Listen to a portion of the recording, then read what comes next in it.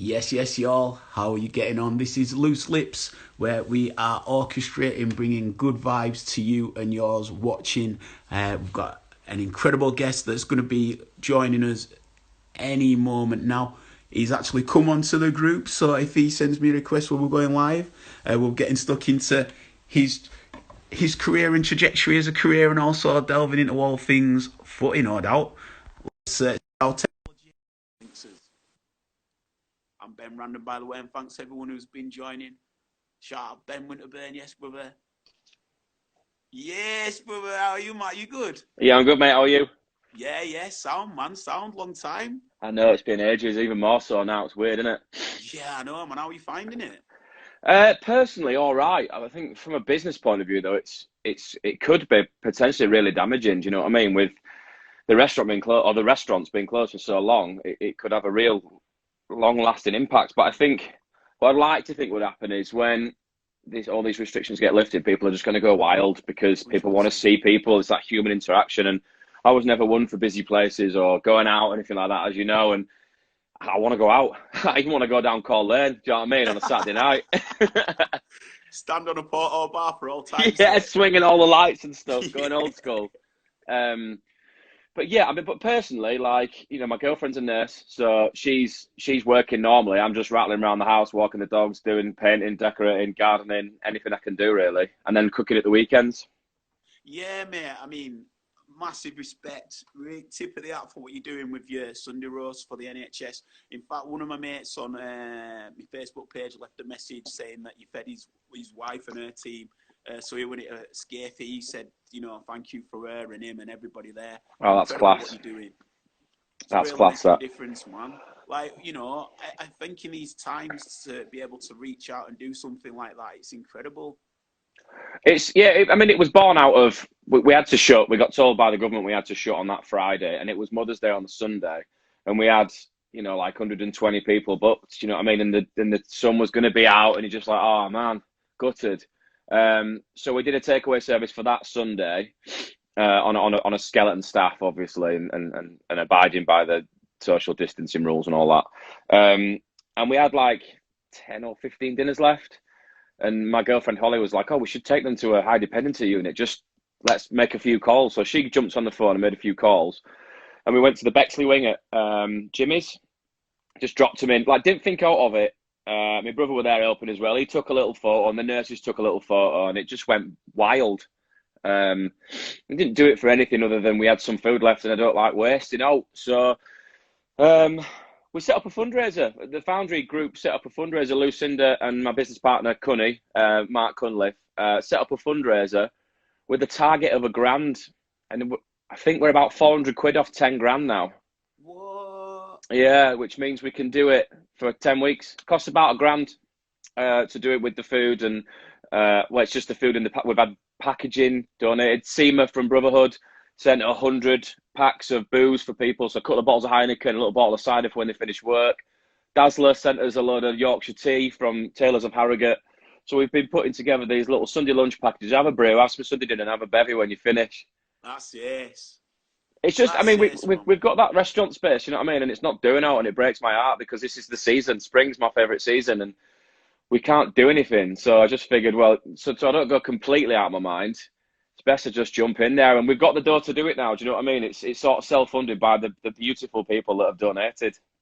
That's incredible, man. And I think another thing about it is like, we're definitely going to cover off MasterChef, but the platform that it's put you on to be able to reach out and have that interaction and level of like interest, that must be like beyond your wildest imagination. It's well, it's exactly that, Ben. It's a platform, and you get like it's a ready-made reputation, and if you do well, if you don't do so well in that competition, it could also work. Flip 180. Do you know what I mean? You're rubbish. You have to start again. But it works out really well in the sense that people know you.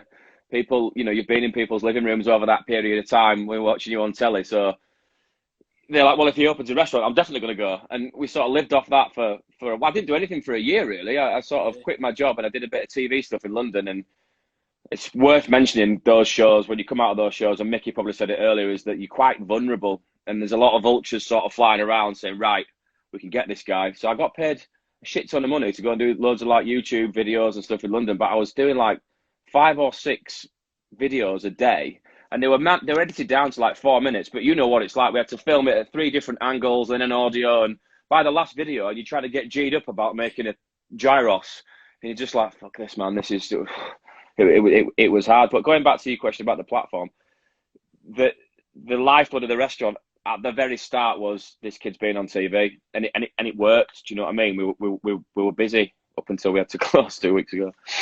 Do you find that when you got off the show and, like you said, the vultures were circling, but was the alert of going down the TV bit? Because I remember we had a chat one time, and it might have even been before Masterchef, or just as it was sort of like you were about to go on it, and you were, no, in fact, it was after, because you were already doing the TV bits with them, and you know, you've got the personality for it, and it felt like that was like an angle you were going to go down. But was it the reality of just how draining and demanding it can be, and would it almost not making you fall out of love with cooking, but it's a different industry altogether? It's a totally different industry, because you've got people. I understand being able to chat shit for hours on a TV screen. I get that. I can do that. I love talking. My favourite subject is me. I love talking about this. You know what I mean? But when you're going into the realms of working in a studio and all the lights and the camera guys, and I believe, and you could probably add to this as a stand-up, is it's probably easier to play for a room full of 500 people than it is to 6 people. Yeah. Do you know what I mean? Because you've got to you've got to G yourself, whoa, and you're trying to get that banter, and you're trying to get your personality across to 3 people: a sound guy, a camera guy, and then a guy cleaning up. Do you know what I mean? And it's really hard. And it's also, really hard. I think if you've not got an understanding crew, what a lot of people don't realise is the pressure that they're putting onto you. Nobody cares about that who's watching the content. They're just bothered about your expression or how you're responding. So they don't know if something's happened to you and, you know, you've been bollocked or whatever, or no, you need to be doing that, and then boom, go, and you're like, da-da. Like, yeah, it's really hard to turn it on. You know, when you want to keep it real, and it's like, nah, man, like it is a crazy different world. Well, it's that last video, the first video of the day, wicked, 9 a.m. All my prep's done. We'll go, welcome to the show. Well, today we're going to do this, and have a little beer and have a little laugh. And then by 5 o'clock, you're like, right, we've got to do this. We've got to do this last video. We're going to make it really easy. But still, to make something for a 5-minute or even a 3-minute video, it takes 15 minutes of filming 3 different times from 3 different angles. And like I said, then the audio and then the edit. And it's so hard to get G'd up for it. And it's like, I'm an expert in my field. So when I'm getting shouted at by a director behind the camera, I'm like, hold on a minute, brother, you don't know what you're fucking talking about. And he was like, we were just loggerheads all the time. And it had a big impact, because I was driving down to St Albans to get to the studio for like 7 a.m. on a Monday, and I wasn't getting home till, 5 p.m. on a Friday night. And that sounds like, what you're whinging for. It's great, because I was getting some good dollar for that, but it just had such an impact on everything else. You know what I mean? Was they talk or scope at that point in looking for a restaurant, or was it because I don't know if the two would work well together, being a TV personality and chef and having your restaurant, and when you want to be as hands-on as you within the kitchen? It wasn't at the start, and then it all came about. It was really, as best ideas do, come in the pub, and I was in North Leeds with one of my pals, and I'd not seen Mark for ages. We sort of chatted and stuff. Is he in? He's in. Yeah. And I was like, I want to open a restaurant. We were all a bit pissed, as you were, Friday night. And I was like, I think I want to open a restaurant. He was like, I'm in. I was like, what do you mean? He was like, I'm in. And to have somebody have that sort of almost blind belief in you, do you know what I mean? Because we've been pals for years from back in the day. But then for him to have that blind sort of, yeah, I'll back you. No bother, mate. Do you know what I mean? And he just did it, and he's become like my best friend. We spend nearly every waking moment either on the phone or in each other's company. And for him to put his balls on the line like that, and then we've just sort of grown that empire quite organically. I say empire. We've got 3 places. We're coming into it, isn't it? Well, we've got 3 places. We took a punt on a different place I won't speak too much about, but we've got the vegan friendly cafes. We've got one in York now. We've got Oakwood, and obviously we've got the Foundry restaurant. And the Foundry restaurant is always going to be the sort of jewel in the crown. That's going to be the one where when we combine, I'm sat writing menus now daily, just thinking like, how can I, being dynamic within the business and trying to change it up as much as I can, because people want that change. And also, like I said, as soon as these are lifted, I'm hoping that we're going to be absolutely rammed. So we need to also think like that as well. You know, when we open on Wednesday night, it's probably going to be like a Saturday night every night for about Yeah. 3 months. No, I I hope it agree. is. I I hope it is. agree. I definitely agree. Do you agree, Sheila? My cat's Yeah. trying to hijack the interview. How do you judge it?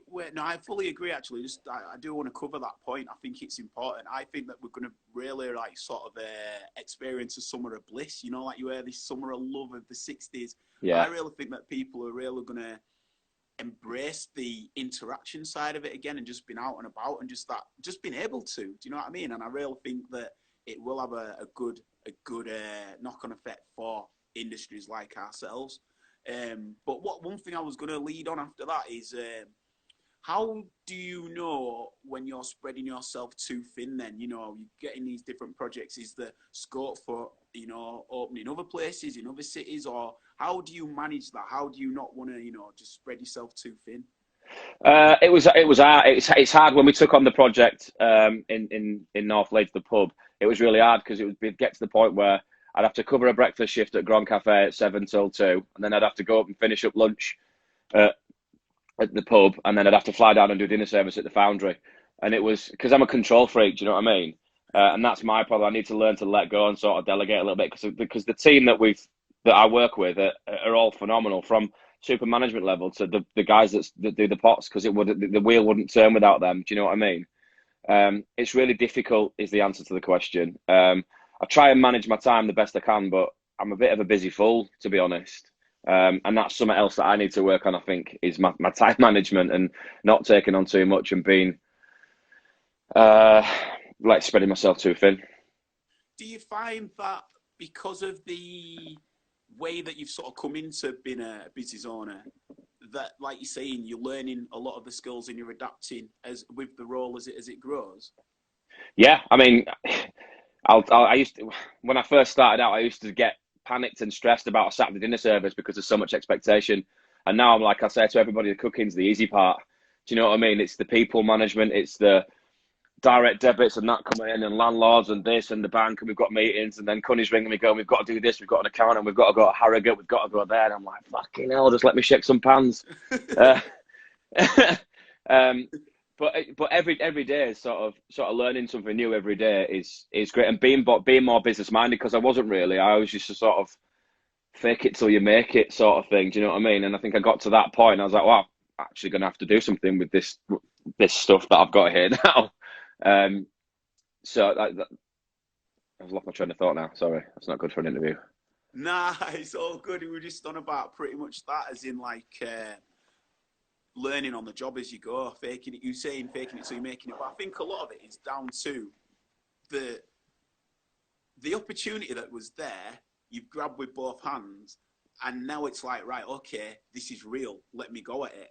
And I just think it's incredible to see how you. I always think I like to live through things vicariously, man. I know I've reached out to you, and you are an inspiration by the way that you've really gone after your dream, and you've like, it's reality, you know. And that, like, from somebody like me, a creative, I proper buzz off that. But I think, how would I do it? And I'm like, would I do it with one restaurant and see that through a couple of years, or would I actually do it, the way that you've done it? And I think it's daunting, brave, and bold. But like at the end of the day, it's like it's whatever feels right. But I think my point being is just do you think people get, or one of the credits I want to give is that you're actually learning on the role at the highest level? Yeah, I think so, and I think as far as food goes as well, is that I've got a small young team in the kitchen at the Foundry, and I'm learning off them as well. Do you know what I mean? I'm buzzing off them, and they're bringing dishes. So we'll sit down early week, and we'll have an idea for a dish. We'll take a protein. I don't know. One of the dishes we had a sea trout, beautiful sea trout. Right, what we're going to do with this, because it's really cheap and it's banging season, and we'd all just input, but we ended up coming up with this amazing dish. And I think that's what's good about being creative and being a creative, is that there's no restrictions really. You can actually do what you want. Do you know what I mean? You can take something in its original form and you can totally flip it and mirror it and do something completely different, which I think is fantastic about being in this industry and your industry. And where you've got flair, you can do what you fucking want. Do you know what I mean? And I really enjoy that. And I also enjoy working for myself now, because I don't think I'd be able to have that creativity if I was working for somebody. What were you doing before Masterchef? I was a regional development chef for a global manufacturer of combination ovens. So basically, my title was development chef, but I was a fucking sales guy for an oven company. So when I left, came back from London because my dad's got diagnosed with terminal cancer. So I came back up, spent some time with him, and then I was like, "There's got to be a way where I can utilize the knowledge that I've learned in the kitchen and not work fucking 92 hours a week." So my record week in London was like 97 hours, I think.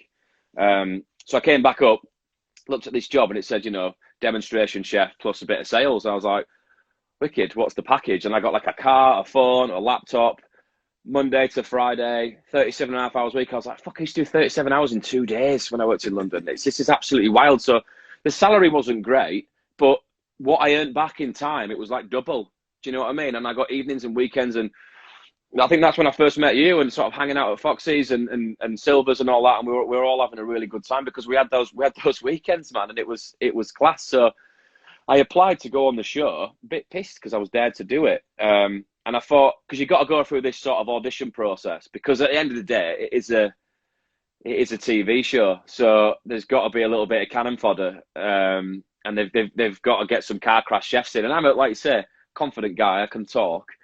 And I turned up to my on-screen sort of screen testing with my chef's jacket on with my name and all that. And they probably thought, what a dickhead. He's going to fucking go down in flames. And then a couple of phone calls, conversations later, and they're like, oh, we'd like to offer you a place. And I was like, better start having a think now and start having a go. And the journey just progressed from there. And it was one, given the opportunity, I wouldn't change anything, I don't think. I think even finishing second or joint second with Ellie is you get everybody that's in that final is given a golden ticket, especially in the professional season. You're given a golden ticket. You can do what you want. You just, because what people tend to do when they've been on that show is they just go back into the kitchen and they crack on and they get a little bit of a promotion and they do a couple of tasting menus and then life goes on. But I think when you've put yourself out like that, nationally and sometimes globally, because they sell it all over the world, is that you've got an opportunity there. You've got an opportunity to do something wild, and you know what I mean? Like, fucking shoot for the stars and miss rather than shoot too low. Do you know what I mean? And were you completely that headstrong and focused on that outlook when you were in that situation then? When I got to the final, because each week they were like, so and so's going, I was like, fucking hell, dodge one there, like Neo sort of spinning back and that, and I was like, how am I still here? Like, how am I still here? Because there were loads of chefs there that were so much better than me, but I guess they just didn't fit the criteria, or I don't know. I don't know whether it's judged on personality, cooking, what time you turn up, if you curse too much, any of those things. So when I got to the final, I was like, right, you've been given this opportunity. We finished filming at the end of summer and it doesn't air till Christmas. So you're NDA'd up to the eyeballs. You can't say anything for 6 months. And you know me, man. I've got loose lips and shit. I'm telling everyone me. It's the worst kept secret in Leeds, that. When it aired, I was like, I was having a bit of banter, and we had a couple of parties when it was on and stuff, and I was just like, this is a golden ticket. This is something that you've got to do something with. So when the vultures came in with the TV stuff, I took the money. I was like, wicked, I'll do that. And then it got to the point where I was just gassed out and tired, and I had that chance meeting with Cunny in the pub, and here we are with 3 restaurants, and we've got into the Michelin Guide, the Good Food Guide. Jay Rayner came to review us after when we've been open for a year this time last year. And the restaurant's gone from success to, it's gone on. It's evolved from its original form as the Foundry when Phil and Sean had it. This is another thing and a great lead on, because it was highly reputable anyway before you took over it. But yeah, how is that? That's almost again, you've jumped. It's not like you've built somewhere new and you're starting up your own reputation. It's almost going against the grain again. You've gone into somewhere that was already beloved, and yet you've gone in, jigged it up in your way, and then it's built on top of that. I think it was a blessing and a curse, that taking over an institution, because that opened in 2004, and they had a proper loyal following. Yeah. Proper loyal. You still get customers coming in now that don't know that it's being sold, and they come in and they see the Nick Dixon on the wall and they see the neon and they start walking and go, just look, old Foundry guests there. So then it's down to the front of house to charm them. It was hard because when people learned that I'd taken it over, or we'd taken it over, our company had taken it over, it's difficult to sort of articulate, but who's this young pretender? Who's this young kid coming in? And if they knew the backstory was Phil Richardson, who remains a good friend, and Sean Davis. Phil's wife took quite poorly. She was having kidney dialysis like 3 times a week. And they wanted to sell. He'd had enough, do you know what I mean? But he had such a big following because he was like the restaurant manager at Leodis and all these old school restaurants, and everyone just flocked to him. But if they knew the backstory is that we took the restaurant, he had offers that were higher than ours. I mean, considerably higher than ours. But it was like, I don't want somebody to come in and just put a shitty restaurant and ruin the last 14 years. He said, I want you. So it's almost like a change. Sorry, say that again. You just cut out with the sound just when you said change of. Say something. Nah, your sound's gone. Hello. Can you hear me? You can't hear me? I tell you what I'll do. I'll log off and I'll come back on live again. Perfect. Anyone watching, sorry about that. Obviously, it's a bit of a technical difficulties. Not sure if you can even hear me now, but what I'll do is I'll end this live and then I'll go back live again. So do join us again for the rest of the interview with Matt Healy. Hello again. Yeah, just wait for Matt to come through and then we'll reconnect and see what he was saying with his point there. First time it's happened that. But likewise, thank you all for checking out Loose Lips. We've had Alex Simmons we had earlier today, incredible interview. We also had Mickey Peaker, and then I just spoke with Mo a moment ago from Arsenal Fan TV. So they're still on my live. Go check them out. And also any of the lives that I've done today, including this one which we're doing with Matt, when he's just connecting now. Any Back of in. these, nice one, brother. I just finishing saying, yeah, all the interviews that have been done, they'll be getting uploaded on YouTube, so all the links will be getting shared about. But yeah, sorry, brother, I don't know what happened there. But yeah, if you were just saying, I think what I got up to is the considerably higher offers. Oh yeah, so when Phil put the restaurant up for sale, he had offers that were a lot higher than ours. But what he said was, and we focused on this quite a lot in the media, was to not upset the current clientele. Was just that, you know, we don't want to pass a restaurant to just anybody. You know, Matt's from Leeds. He learned his craft in Leeds. He's worked for a lot of Leeds chefs, blah blah blah, up and down the country. And that's how we did it, sort of passing of the baton, sort of the new blood coming through, so to speak. Was that integral in why the name's also included still as well? Well, yeah, I mean, there was a conversation had about this because when I first came out of Masterchef, I did a pop-up down at Dock 29 with Colin and just called it 6. So it was a number 6, IX, which did 6 courses, 6 glasses of wine, 60 quid. Easy. And then I can't remember where I was with one of my pals, Eddie, and he was like, why are you doing that? Like, people know you, people know the name, people know Matt Healy from television. Why don't you just find an existing place? So if you get an existing place, it'd be Matt Healy at the Dock 29, Matt Healy at whatever.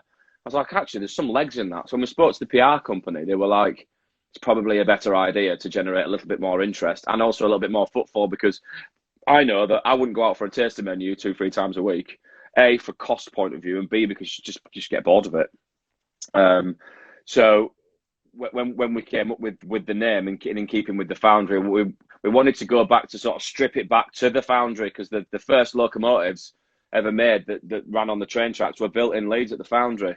Right. We get loads of tourist walkers around. All the plaques are still on the wall, so it's worth having a mooch down there actually, because it's quite cool. So when we've done it, we've stripped it right back to brick, and it's what did we do? We French polished the bar. We put a concrete floor in and took up all the tiles and stuff, and we just kept it proper basic. So it almost, when I first saw it done, I was a bit pissed off because I thought it looks like a bit of a canteen. It looks a bit shit this, but then when you put the food out and the glassware and the crockery and the staff look all cool. I didn't want it to be stuffy either. I didn't want it to be sort of classic service. So the guys, I have them all in black with a cool apron and wear Converse or Vans or something, whatever you're comfortable in. I don't want you to come to work and feel like you have to sort of stand up stiff. It's not that sort of place. Do you know what I mean? But with them being so comfortable and chilled, they give fantastic service. Do you know what I mean? Because they're not under that sort of regime, as it were. What's that side of it like? You know, getting to plan your own restaurant, the whole interior design of it. It's something that I just took for granted until you sort of touched on it a bit there. It's we work together with a lot of people. Air Design, so Miles and Steve Wood at Air Design, they helped us out massively with their whole design team. We sort of sat down and had meetings with them, and we just spoke to these guys about the concept and the idea, and they sort of came up with it all. So big props to them. And then the team, the sort of board at Seventh Course, my company, we just got our heads together. So there was no bad idea. Everything would be considered. Everything's on the table. Do you know what I mean? Because it's a collective. You know, my name is above the door, but without the people there with me running side by side, I wouldn't have been able to make that dream a reality. Do you know what I mean? So I think it's important as well for everybody within that pack to stay totally humble. Do you know what I mean? Because we're all there together. We're all there for the common goal. It seems a proper family unit. Obviously, I know a few heads who are working at the Foundry site, but yeah, it definitely seems a family. I mean, do you see anyone in the kitchen going on to do big things? Yeah, 100%. Well, all of them. So Dan, we took Dan from the old Foundry, and he was. I sat with him. I was like, "What do you want to do?" He was like, "Oh, I don't know. I like pastry." I was like, "Wicked. You can do some pastry." And just gave him that. And he's like, "What do you mean?" I was like, "Come up with some ideas. Let's just do what you fucking want. Do you know what I mean? Let's do it." And to break that mold, I think he'd been at the Foundry for like 7 years before we turned up. So he'd been there for time. And then I've got a young lad called Josh Plews, you know, DJ Josh. Josh every time. Yeah. Man. Good lad. He's class, man. He came from the Boundary. Steve. In Methley. Yeah, that's right, yeah. Steve and Johnny's place. Yeah. And he came in and he's a bit of a rough diamond, is Josh. He's a messy little shitbag. So I'll give him a few good ideas and he's all right. And then Rob Hallas, who's a bit of a... Hallas is like an old school friend, as you know. And he'd never cooked before. So when I needed some chefs, I just sort of put a shout on Facebook and said, look, does anybody want to come and join the family? Anybody want to come and cook at a semi-decent level? Get in touch. And Rob messaged me and he was like, I'd like to get involved. I was like, I'm not really looking to take on, you know, a commie or an apprentice. But you want to come in and do a couple of hours a week, then that's fine. He's like, no, I want to focus. I want to learn how to cook, man. I want to get involved. I was like, I've got to admire the balls on this kid. So give him a shot. And for anyone who's listening who might not know Rob Hallas, like that's one of the things that I love as his like character trait is like he proper gets stuck in, man. He proper grafts like that. Full on grafter. I mean, before him and Jess went to Barcelona, he was doing 45 hours a week with me, and then he was doing stage setups with Healy and that in Sheffield. And then he was going to Oporto after a double shift and working till 4 a.m, having a few hours coming back. And the determination on that kid, I was just like, fucking hell, take me out of here. So when he started with me, he was just doing like cold plates, bit of charcuterie. And we sort of both worked out a plan that his last service before he goes to Barcelona is he'll run the kitchen, he'll run the pass, he'll do the cooking. And he did, man. And he's a proper, I wish he knew his own worth. Yeah. Do you know what I mean? Because he's down on himself a lot, and he's such a lovely geezer. Like he's become a really, really close friend, and he's a really good fucking cook. And this concept, this Bastard's Bistro that he's got, we let him do his maiden voyage at the Foundry, and he nailed it. And then he did another one a couple of weeks back at Domino and nailed it again. And I think going forward, I'd like to see maybe in a year, 2 years time, Rob getting bricks and mortar, Bastard's Bistro, and I'll fully support him doing that because. All I want to do is when people work with me is to go on to better things. I want them to go on to better things. So then everyone's like, where have you worked? I've worked with Matt Healy. And you're like, fucking hell, he's got a good pedigree. Do you know what I mean? I want them to go on to the next level. And I think Rob will. And I'd like to think that I can help him on that journey as well because he's got a real good vision as Rob. Just my fucking head in most of the time, but he's got a real good vision. Do you find that that's quite key in the ambition of people who come to work with you? Is that something that you look for when you're hiring? I think so, yeah. The most important thing is attitude for me because we can teach you how to cook, we can teach you timekeeping, we can teach you how to do the health and hygiene, and we can teach you all these other bits and pieces. But we can't teach your attitude. Do you know what I mean? If you want to be first in, last out, then you got to show that in your interview and you try it, and then you know onwards from there. I was always that kid. I worked under some old school cooks. If you were late, you got a good hiding. Do you know what I mean? And I'm not that sort of chef, but I want to, I raise my voice, as everybody does when they get stressed, but I want people to have a really good attitude towards learning. Do you know what I mean? Because like Rob, we go back to this. He's a prime example. Didn't have any experience, but he knows how to make a drink. He knows how to build a drink. So then he can follow a recipe. And he knows how to build a dish. And he knows how to run a service because he's worked a busy bar.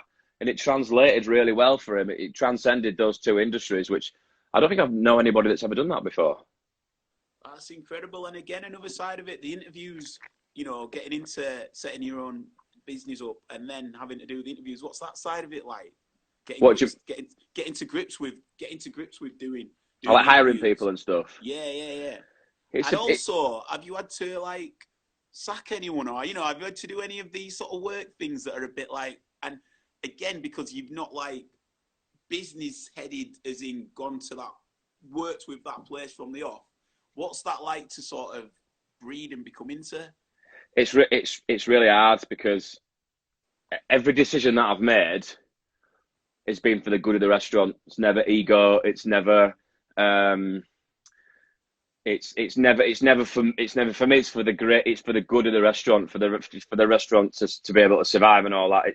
It's for that.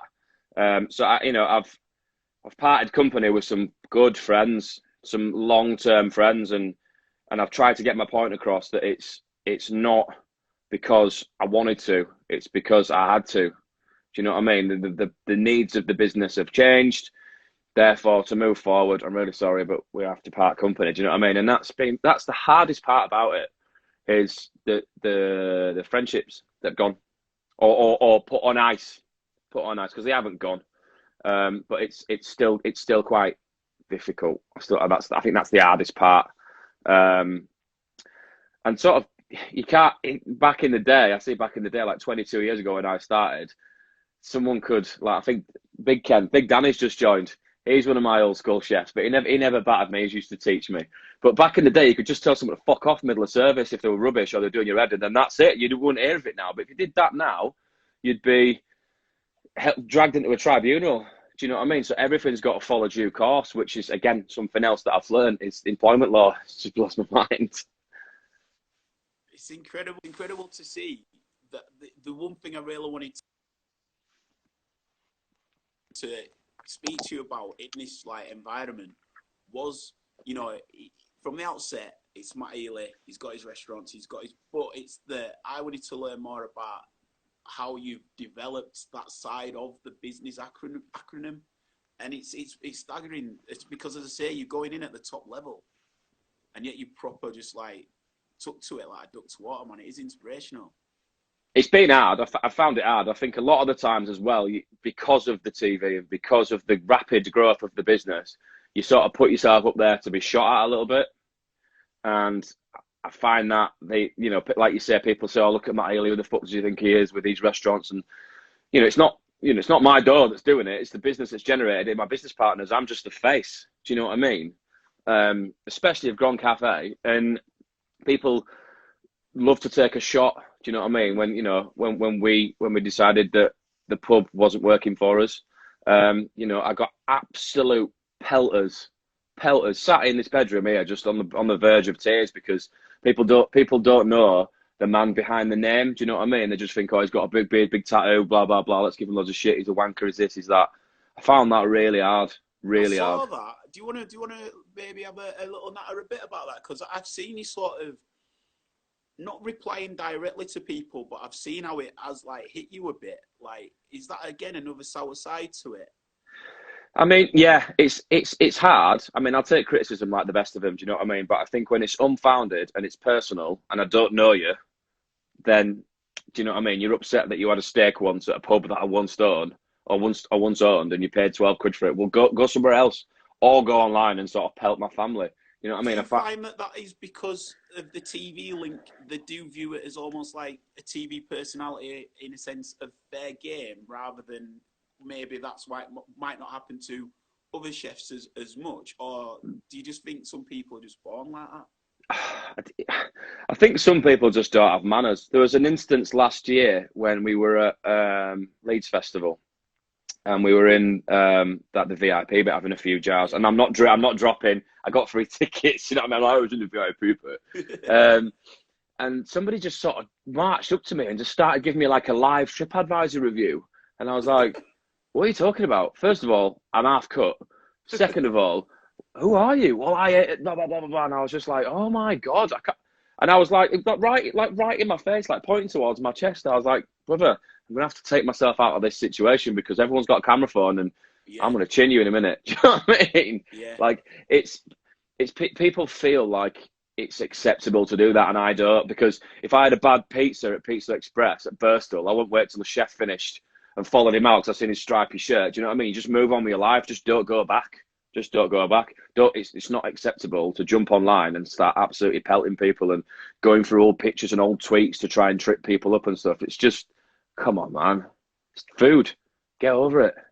I'll give you your fucking money back. How do you sort of build like the sort of strength of character to like ignore that and block that out? Does it get quite difficult, or are you able to, with your surrounding circle, like just look through it?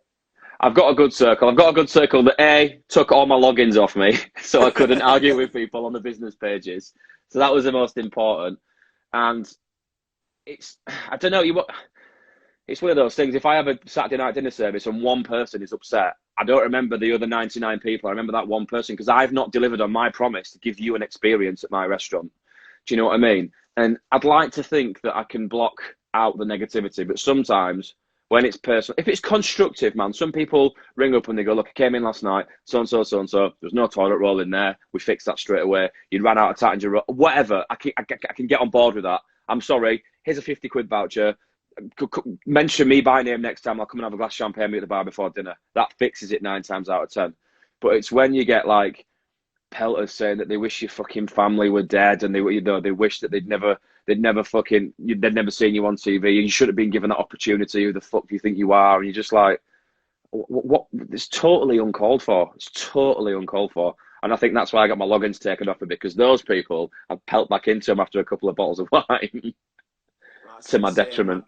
Do you find that, are you viewed as public property by that, do you think? Do you think that people generally forget that there is a person there? You are like public property. I think sometimes, yeah. Especially like when I talked about the Leeds Festival story. I think so. I think they thought, well, that's all right. I recognise him. I've seen him on TV, and he's got a restaurant where I live. I think you're right. Yeah, I never thought about it like that. I think people, because they're familiar with you, and you know the press surrounding the restaurant and the cafes and the pubs when it first opened. I was the darling of Leeds for about 6 months. It was brilliant. You know, I was riding that wave. And then all of a sudden you upset one person and it's like a domino effect because somebody else gets onto it and then and it compounds. Do you know what I mean? And then you find somebody else that comes out and it's difficult. But I think sometimes, yeah, I think that I am viewed as public property sometimes. And that's not an ego thing. That's just, you know, I was ballsy enough to put my name above the restaurant. And like I said to you at the very start, it's a golden ticket. So as much as I try and block out this negativity and sort of charge through it like Thor, it does hurt me. It upsets me. You know what I mean? Like my girlfriend sort of seeing me at my lowest when I've been sat looking at my phone in tears because it's harsh. I fucking cook tea for a living. I shake pans. I peel potatoes. That's what I do for a living. I'm not Gordon Ramsay or Jamie Oliver. Do you know what I mean? I aspire to be like that. Fucking 100% I aspire to be like that. I want a better life for my family and my friends and anybody that I can bring along this journey with me. I want them to enjoy it as well. Do you know what I mean? But sometimes some people are real arseholes. Fair. Do you find that, how would you rate the Leeds restaurant scene? Is it an inclusive sort of collective? Can you look over at road and see what would be classed as competitors, but there's still a level of respect and camaraderie and chatting? Or is it quite boxed off from one another? I think there's certain restaurants that put themselves head and shoulders above other people. I think that's the same in any industry, really. But I think 9 times out of 10, everybody's cool. Guys at Ox Club, guys at Stuzzy, Zuko in Meanwood, one of my favourite restaurants in Leeds. Absolutely love that place. Out a lot? No, I'm eating out for 2 years, mate. I live on chicken kormas. That's how hard I am.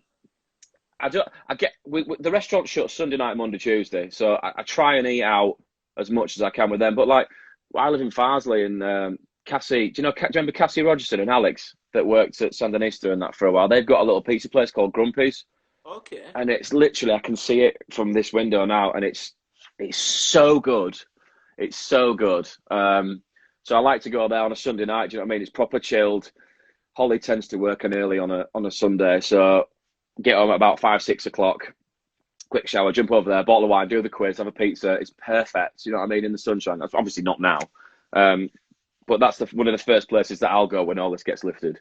But I think, in answer to your question, everybody, I think even more so now, you've seen the better side of humanity and what the restaurant scene in Leeds has done for frontline key workers, people homeless, people vulnerable, people self-isolating and all that. I think everybody sort of jumped involved. Sam Davis, she's a big advocate for stuff like that on the Bar Grafters group. She's class with stuff like that.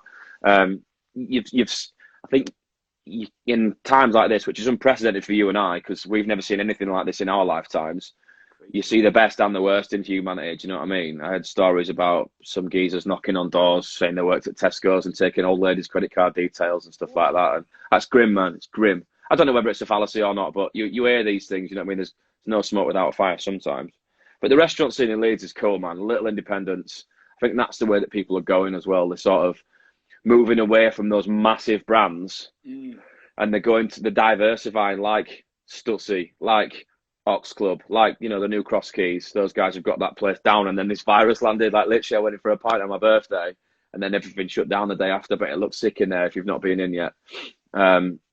There's loads of cool little groovy places in Leeds, and it's becoming a little bit more like London now, pocketed. Do you know what I mean? Yeah, with you. So, would you say where you are? Do you think that there's more to be grown there, like as a hub? Because you've got some old school boozers, you know, like is it Midnight Bell? Midnight Bell, Cross Keys, Yeah.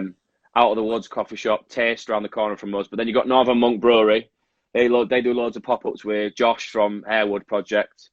And there's loads of I don't know if you've been down there, but there's loads of building work going on around Temple Works and all that. Yeah, yeah. So I think it's going to be really groovy down there. And I think what they might do is extend the postcode to an LS1.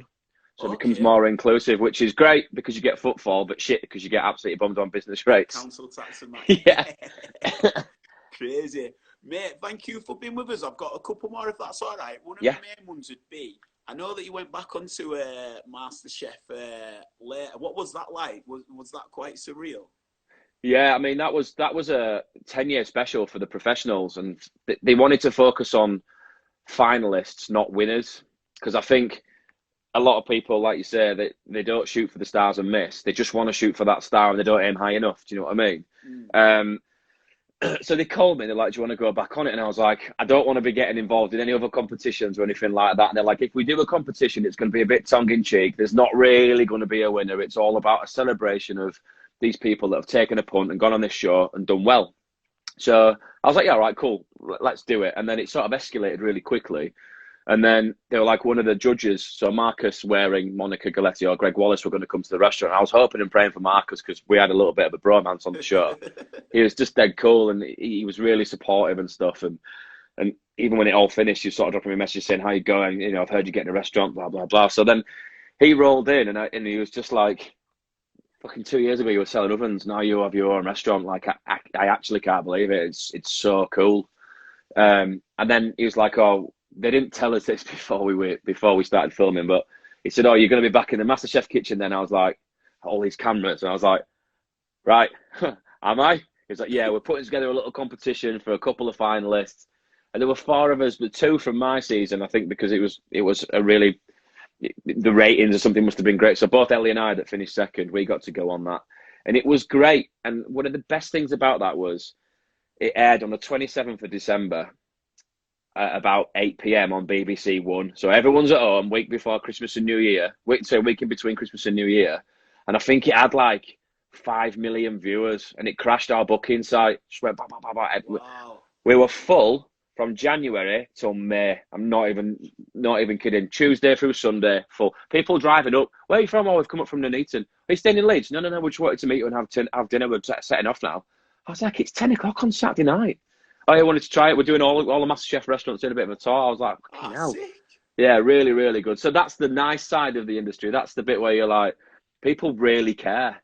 And that's when it's quite nice to be deemed as public property because they can go, "Look, I got a photo with this guy who was on TV last and he's really nice and his restaurant's really cool." That's the nice side of that. Anyone else who you've shared that experience with, any other people who are in the competition, he's still in touch with, and how are they finding sort of post MasterChef life?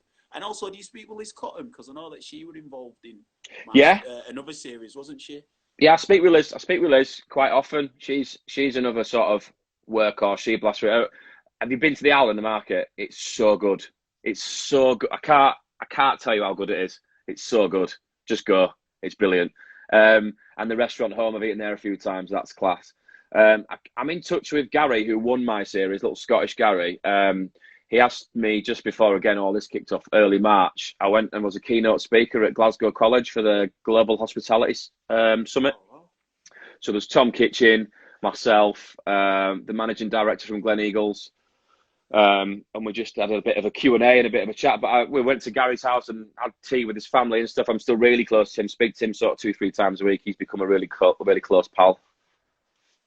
That's incredible. So, as you say, man, like proper. It seems what I've got from this is a real sense of family. You know, Yeah. people getting. It's not just the names there, but it's the people that are surrounding you in all different directions, really, that are able to give you the strength and support needed.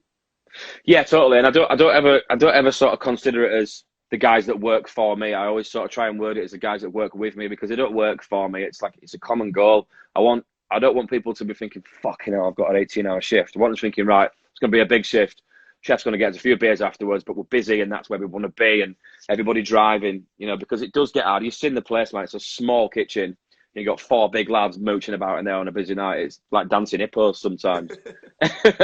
Do you reckon, this is final one from me, do you reckon there's ever scope, because it seems like it could be quite a chameleon place where you could take the chairs out and tables out and have it more of a bar for a one-off? I know you did it for your launch party. Is there ever any chat with that, or do you just, obviously the money, the income and revenue is based solely kitchen based, but do you think it could have I don't know, maybe a one-off sort of terrace sort of courtyard party outside? Well, it's funny you should ask that, actually, because this is what we've. And by the way, anybody watching, he's not prepped me for this interview. So we were about when we were allowed to reopen. We're coming up to our 2nd birthday, and we have got that south-facing courtyard. So we were thinking about maybe doing like a collab with Bastards Bistro. But then going forward every Sunday, because we finish service at like 5:30 on a Sunday, and when the weather's lush, I was thinking of maybe offering some sort of hospitality, bartenders, chefs, Sunday. Do you know what I mean? So whatever we've got left, we'll overorder a load of chicken or whatever, and we'll get like a big green egg barbecue. We'll just put beers in buckets and wine, and just pay like 15 quid and come and chill and listen to some music. Get Josh DJ and you can DJ. Me DJing? Yeah.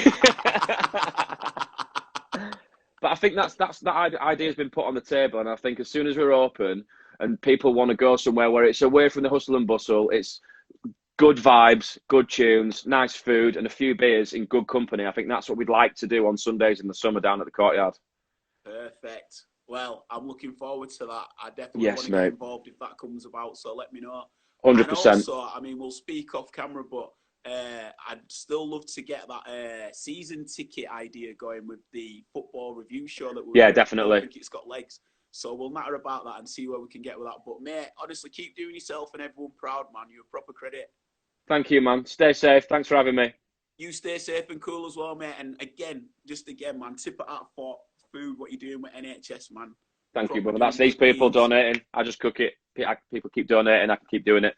Do you want to let anyone who's watching, and again, because this is going to be shared out, anywhere they can donate, like any of the sites or all like that? If they go to the Foundry, MH Foundry Facebook page, or the Instagram, or the Twitter feed, all the GoFundMe link is on there. But I'll send it to you if you could put it with the video. That'll be wicked. Perfect. I will do, mate, and I'll send you a link of it as well. Thank you. You're excellent. Thanks, Ben. Cheers, man. Bye. See you later. Bye. There you are, me talking to Matt Healy about all things life in the chef kitchen world. Thank you, everybody who's been checking the interview out and sending the link there. Thank you very much for that as well. Much respect. All these chats that I've done today. So I did Mickey P. Kerr, another Leeds iconic legend. Alex Simmons, involved in the Leeds. Yes, Cunny, respect. Simo is involved in the Leeds music scene, and then also I interviewed Mo from Arsenal Fan TV, and then of course Matt Healy. All these interviews what I will be doing is I'll be uploading them onto YouTube, and then we'll be giving them to the people I've interviewed to share. So get amongst them, some real inspiring chats that have come out, and I'll be returning on Wednesday. Wait until you see me guest list on Wednesday. But up until then, I hope we've done enough to help you escape the reality of what we're in, and trust we'll get through this together and overcome it together as one. And on the other side of this, it will be a summer of bliss. Peace and light to you and yours. Stay cool, stay blessed. I'm Ben Random. Respect.